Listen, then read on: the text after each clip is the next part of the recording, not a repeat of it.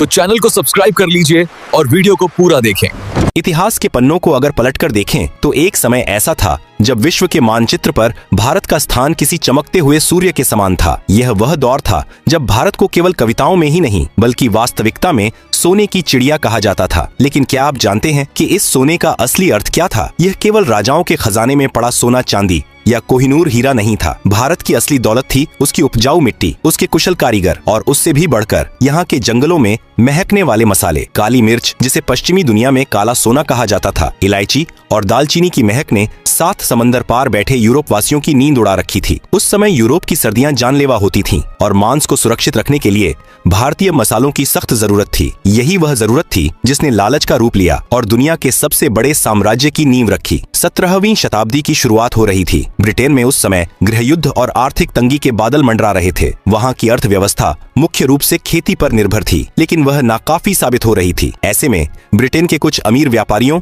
और रईसों ने एक योजना बनाई। उनकी नजरें पूर्व की ओर थीं, जहां भारत और इंडोनेशिया जैसे देश मसालों से भरे पड़े थे। तारीख थी 31 दिसंबर 1600। लंदन के एक अंधेरे कमरे में जॉन वॉट्स और थॉमस स्माइथी जैसे व्यापारियों ने एक बैठक की। उन्होंने ब्रिटेन की तत्कालीन महारानी एलिजाबेथ प्रथम के सामने एक प्रस्ताव रखा। प्रस्ताव यह था कि उन्हें पूर्वी देशों के साथ व्यापार करने का एकाधिकार दिया जाए। महारानी ने शाही फरमान पर हस्ताक्षर कर दिए और इस तरह जन्म हुआ इतिहास की सबसे खतरनाक कॉर्पोरेट कंपनी का, the governor and company of merchants of London trading into the east Indies, जिसे दुनिया ने बाद में ईस्ट इंडिया कंपनी के नाम से जाना। यह केवल एक कंपनी नहीं थी, यह एक ऐसा विचार था जो तराजू लेकर निकला था, लेकिन जिसकी नजरें तलवार पर थीं। ब्रिटेन से भारत का सफर आसान नहीं था। तूफानी समुद्रों, समुद्री लुटेरों और बीमारियों से लड़ते हुए 1608 में एक ब्रिटिश जहाज हेक्टर भारत के पश्चिमी तट पर सूरत बंदरगाह पर लंगर डालता है। इस जहाज से उतरने वाला व्यक्ति था कैप्टन विलियम हॉकिंस। लेकिन अंग्रेजों के लिए भारत का दरवाजा खुला नहीं था। उस समय भारत पर मुगलों का शासन था और समुद्र के रास्तों पर पहले से ही पुर्तगालियों का कब्जा था। पुर्तगाली व्यापारी मुगलों के दरबार में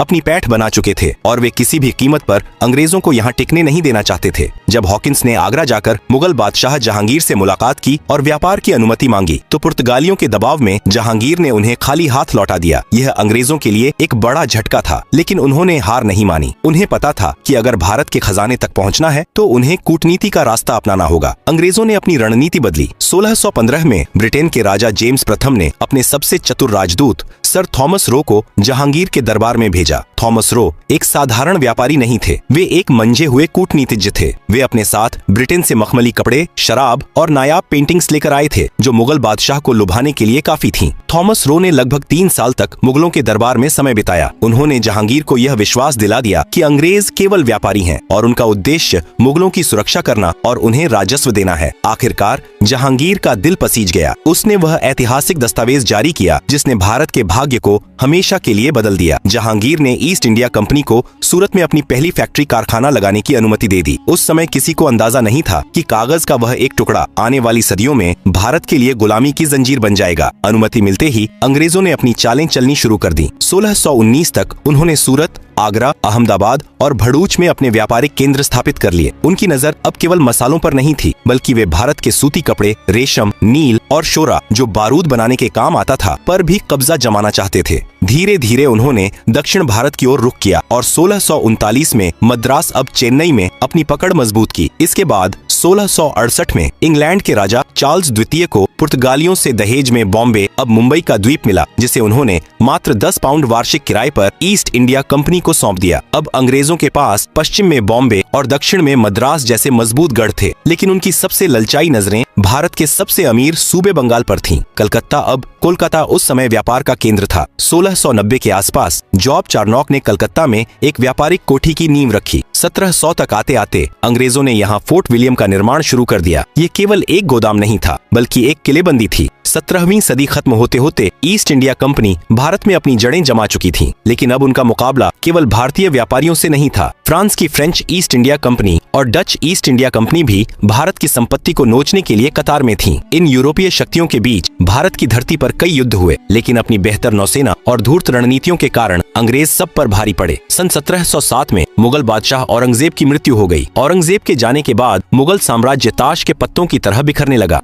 दिल्ली की गद्दी कमजोर पड़ गई और अलग अलग राज्यों के नवाब और राजा स्वतंत्र होने लगे। अंग्रेजों ने इसी अराजकता का इंतजार किया था। उन्होंने देख लिया था कि भारत के राजा आपस में लड़ रहे हैं, उनमें एकता की कमी है और जाति पाति का भेदभाव समाज को खोखला कर रहा है। अंग्रेज समझ गए थे कि अब समय आ गया है तराजू को एक तरफ रखने का और तलवार उठाने का। वे अब केवल मुनाफा कमाने वाले व्यापारी नहीं रहना चाहते थे, वे अब भारत की जमीन और राजस्व पर अपना अधिकार चाहते थे। 1750 का दशक आते आते भारत के आसमान पर काले बादल मंडराने लगे थे, जो आने वाले 200 वर्षों के तूफान का संकेत दे रहे थे। 18वीं शताब्दी के मध्य तक भारत का बंगाल प्रांत दुनिया के सबसे समृद्ध क्षेत्रों में से एक था। उस समय बंगाल में आज का पश्चिम बंगाल, बांग्लादेश, बिहार और ओडिशा शामिल थे। मुगलों की कमजोर होती पकड़ के बीच बंगाल के नवाब स्वतंत्र शासक की तरह व्यवहार करने लगे थे। अंग्रेजों की ललचाई आंखें इसी खजाने पर टिकी थीं। वे बंगाल से रेशम और सूती कपड़े का भारी व्यापार करते थे, लेकिन वे टैक्स कर देने से कतराते थे। 1756 में बंगाल की गद्दी पर एक युवा और तेज तर्रार नवाब बैठा,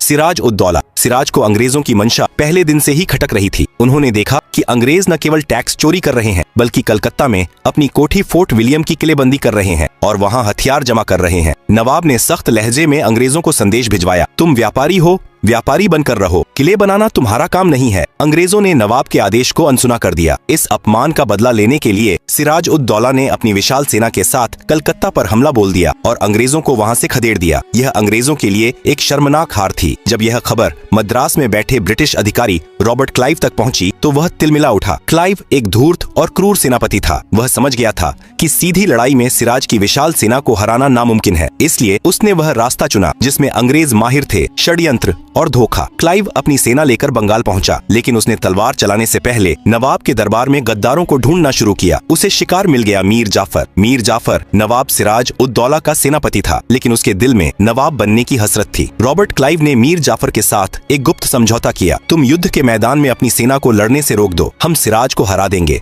और इनाम में तुम्हें बंगाल का नवाब बना देंगे। सौदा पक्का हो गया। भारत की गुलामी के दस्तावेज पर हस्ताक्षर हो चुके थे। तारीख थी 23 जून 1757। नदिया जिले के प्लासी के मैदान में दोनों सेनाएं आमने सामने थीं। एक तरफ सिराज उद दौला की 50,000 सैनिकों की विशाल फौज थी और दूसरी तरफ रॉबर्ट क्लाइव के पास मात्र 3,000 सैनिक थे। देखने वालों को लग रहा था कि अंग्रेज कुछ ही घंटों में कुचले जाएंगे, लेकिन जैसे ही युद्ध का बिगुल बजा, इतिहास का सबसे बड़ा धोखा सामने आया। नवाब की सेना का एक बड़ा हिस्सा, जिसकी कमान मीर जाफर के हाथ में थी, वह मूर्ति बनकर खड़ा रहा। उन्होंने अपनी तलवारें म्यान से बाहर ही नहीं निकाली। सिराज उद दौला हक्का बक्का रह गया। अपने ही सेनापति के विश्वासघात से उसका मनोबल टूट गया। युद्ध के मैदान में बारिश ने भी नवाब की बारूद गीली कर दी, जबकि अंग्रेजों ने अपनी बारूद बचा ली थी। प्लासी का युद्ध कोई युद्ध नहीं, बल्कि एक सौदा था। शाम होते होते सिराज उद दौला को भागना पड़ा और बाद में मीर जाफर के बेटे ने उनकी हत्या कर दी। भारत के इतिहास में यह वह काला दिन था जब एक विदेशी कंपनी ने भारत के सबसे अमीर सूबे पर परोक्ष रूप से कब्जा कर लिया। वादे के मुताबिक क्लाइव ने मीर जाफर को बंगाल का नवाब तो बना दिया, लेकिन वह केवल नाम का राजा था। असली डोर अंग्रेजों के हाथ में थी। अंग्रेज उसे सोने की बोरी समझते थे और जब चाहे धन मांग लेते थे। जब मीर जाफर ने आनाकानी की तो उसे हटाकर उसके दामाद मीर कासिम को नवाब बना दिया गया, लेकिन मीर कासिम स्वाभिमानी निकला। उसने अंग्रेजों की लूट पर रोक लगाने की कोशिश की और अपनी राजधानी मुंगेर ले गया। नतीजतन 1764 में बक्सर का युद्ध हुआ। इस बार मुकाबला कड़ा था। मीर कासिम ने अवध के नवाब और मुगल बादशाह शाह आलम द्वितीय के साथ मिलकर अंग्रेजों को चुनौती दी, लेकिन ब्रिटिश सेना का अनुशासन और आधुनिक हथियार उन पर भारी पड़े। बक्सर की जीत प्लासी से भी ज्यादा महत्वपूर्ण थी। 1765 में इलाहाबाद की संधि हुई, जिसने अंग्रेजों को बंगाल, बिहार और ओडिशा की दीवानी दिला दी। इसका मतलब था कि अब इन राज्यों से राजस्व वसूलने का कानूनी अधिकार ईस्ट इंडिया कंपनी का हो गया। अब उन्हें व्यापार के लिए ब्रिटेन से सोना लाने की जरूरत नहीं थी। वे भारत के पैसे से ही भारत का सामान खरीदते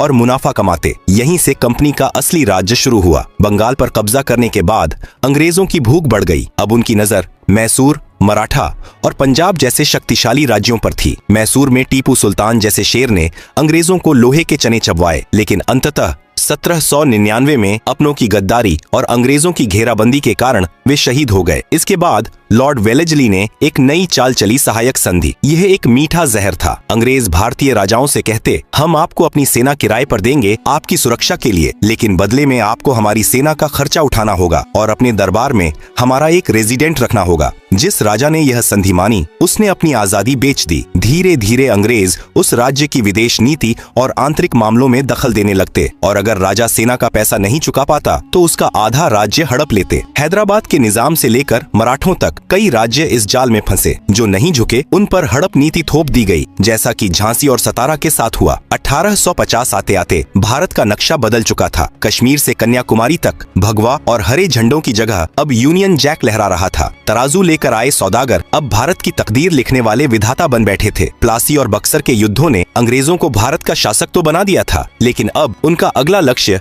भारत की आत्मा को कुचलना था। यह वह दौर था जब सोने की चिड़िया के पंख नोचे जा रहे थे। ब्रिटेन में औद्योगिक क्रांति शुरू हो चुकी थी और वहाँ की मशीनों को चलाने के लिए कच्चे माल की भूख थी। अंग्रेजों ने तय किया कि भारत अब दुनिया को सामान बेचने वाला देश नहीं, बल्कि ब्रिटेन की फैक्ट्रियों के लिए कच्चा माल पैदा करने वाला खेत बनकर रह जाएगा। एक समय था जब भारतीय जुलाहों द्वारा बुना गया कपड़ा पूरी दुनिया में मशहूर था। ढाका की मलमल इतनी बारीक होती थी कि पूरा थान एक अंगूठी से निकल जाता था, लेकिन ब्रिटेन के मैनचेस्टर और लंकाशायर में बनी मिलों का कपड़ा भारत के हाथ से बुने कपड़े का मुकाबला नहीं कर पा रहा था। अंग्रेजों ने एक क्रूर नीति अपनाई। उन्होंने भारतीय कपड़ों पर ब्रिटेन में भारी टैक्स लगा दिया, जबकि ब्रिटेन से आने वाले मशीनी कपड़े को भारत में टैक्स फ्री कर दिया। नतीजा यह हुआ कि सस्ता विदेशी कपड़ा भारतीय बाजारों में भर गया। लाखों बुनकर बेरोजगार हो गए। कहा जाता है कि बंगाल के कुशल कारीगरों के अंगूठे तक काट दिए गए ताकि वे दोबारा वैसा बारीक कपड़ा न बुन सकें। जो भारत कभी कपड़ा निर्यात करता था, अब वह अपने तन को ढकने के लिए विदेशी कपड़ों का मोहताज हो गया। भारत की आत्मनिर्भरता की रीढ़ तोड़ दी गई थी। 1853 में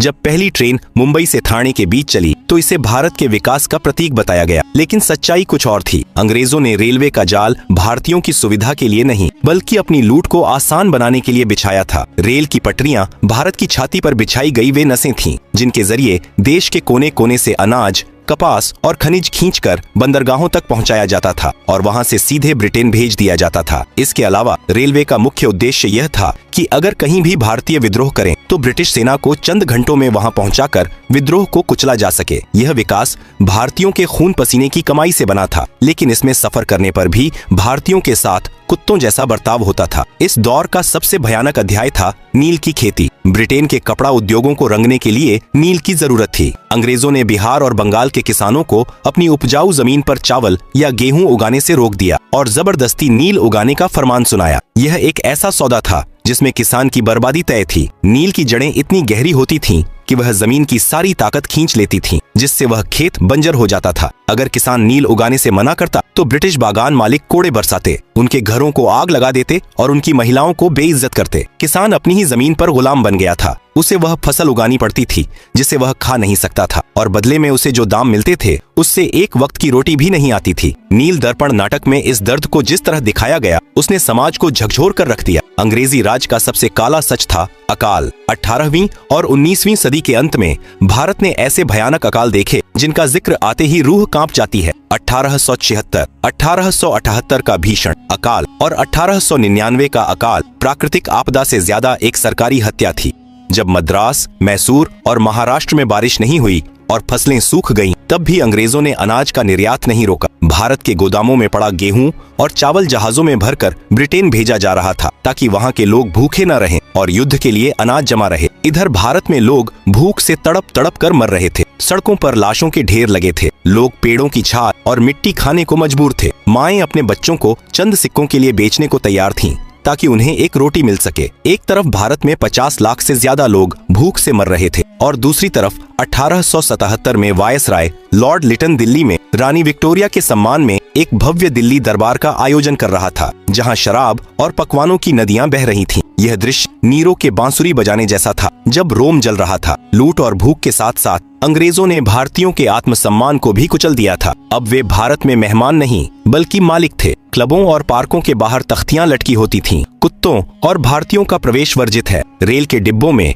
भारतीयों को अंग्रेजों के सामने बैठने की अनुमति नहीं थी। अंग्रेजों ने अपनी शिक्षा नीति के जरिए एक ऐसा वर्ग तैयार करने की कोशिश की जो रंग और रूप में भारतीय हो। लेकिन सोच और नैतिकता में अंग्रेज हो। उनका मकसद ऐसे क्लर्क बाबू पैदा करना था जो उनके प्रशासन को चला सके, न कि ऐसे नागरिक जो सवाल पूछ सकें। इतना अत्याचार सहने के बाद भारत की धरती अब कांपने लगी थी। किसानों का गुस्सा, राजाओं का खोया हुआ राज्य, सैनिकों का अपमान और आम आदमी की भूख, यह सब बारूद के ढेर की तरह जमा हो रहा था। लोगों को समझ आ गया था कि ये विदेशी शासक उनके कभी नहीं हो सकते। यह अंधकार का युग अपने चरम पर था और जैसा कि कहा जाता है, रात जितनी काली होती है, सवेरा उतना ही करीब होता है। भारत के सीने में दबी यह आग अब ज्वालामुखी बनकर फटने वाली थी। 1857 की क्रांति हालांकि कुचल दी गई थी, लेकिन उसने यह साबित कर दिया कि भारत अब चुप नहीं बैठेगा। 19वीं सदी का अंत होते होते कांग्रेस की स्थापना और नए विचारकों के उदय ने आजादी की लड़ाई को एक नई दिशा दे दी थी। सदी बदल रही थी और उसके साथ बदल रहा था भारत का मिजाज। अब भारत वह लाचार देश नहीं था जो केवल सहना जानता था। 1857 की क्रांति, जिसे अंग्रेजों ने सिपाही विद्रोह कहकर खारिज कर दिया था, दरअसल वह आजादी की पहली सामूहिक हुंकार थी। मंगल पांडे की बंदूक से निकली उस एक गोली ने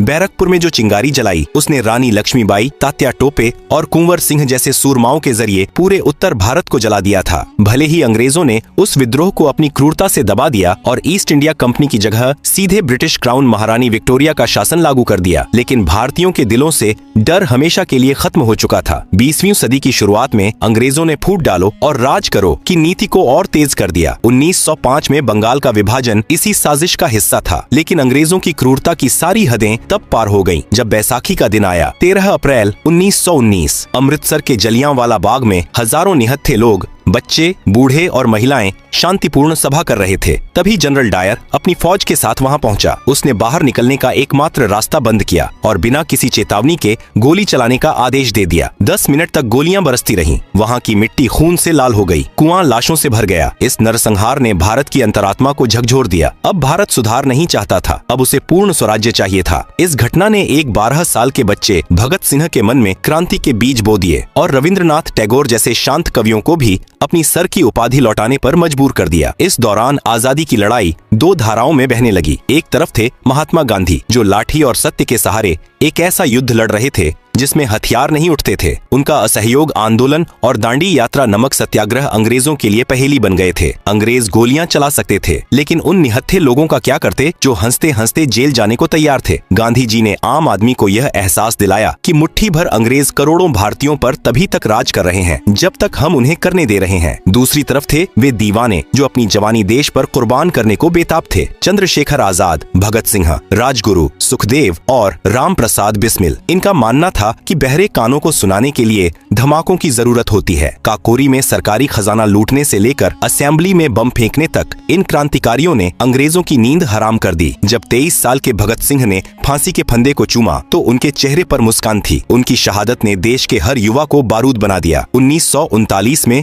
दूसरा विश्व युद्ध शुरू हुआ। हिटलर की सेना ब्रिटेन पर कहर बरपा रही थी। अंग्रेज कमजोर पड़ रहे थे। इसी मौके का फायदा उठाने के लिए भारत के शेर सुभाष चंद्र बोस देश से बाहर निकले। उन्होंने नारा दिया, तुम मुझे खून दो, मैं तुम्हें आजादी दूंगा। उन्होंने जापान और जर्मनी की मदद से आजाद हिंद फौज को फिर से खड़ा किया। जब INA के सैनिक कदम कदम बढ़ाए जा गाते हुए बर्मा म्यांमार के रास्ते भारत की ओर बढ़े तो ब्रिटिश भारतीय सेना के अंदर भी बगावत की लहर दौड़ गई। अंग्रेजों को सबसे बड़ा झटका 1946 में लगा, जब बम्बई मुंबई में रॉयल इंडियन नेवी नौसेना का विद्रोह हुआ। भारतीय सैनिकों ने जहाजों पर से यूनियन जैक उतार फेंका और तिरंगा फहरा दिया। अब अंग्रेजों को यकीन हो गया था कि वे सेना के दम पर भी भारत को नहीं दबा सकते। ब्रिटेन खुद युद्ध में इतना बर्बाद हो चुका था कि उसके पास अब भारत जैसे विशाल देश को संभालने की न तो ताकत थी और न ही पैसा। आखिरकार वह समय आ गया जिसका सदियों से इंतजार था। ब्रिटेन के प्रधानमंत्री क्लीमेंट एटली ने घोषणा की कि अंग्रेज भारत छोड़ देंगे। लॉर्ड माउंटबेटन को अंतिम वायसराय बनाकर भारत भेजा गया ताकि सत्ता का हस्तांतरण किया जा सके, लेकिन जाते जाते भी अंग्रेज भारत को एक ऐसा जख्म दे गए जो कभी नहीं भरेगा विभाजन। देश को धर्म के नाम पर दो टुकड़ों में बांट दिया गया, भारत और पाकिस्तान। नक्शे पर खींची गई रेड क्लिफ लाइन ने दिलों को भी बांट दिया। आजादी का जश्न तो था, लेकिन साथ में दंगों की चीखें भी थीं। लाखों लोग बेघर हुए, ट्रेनें लाशों से भरकर आईं। यह आजादी की बहुत भारी कीमत थी। 14-15 अगस्त की मध्यरात्रि को जब पूरी दुनिया सो रही थी, भारत अपनी जिंदगी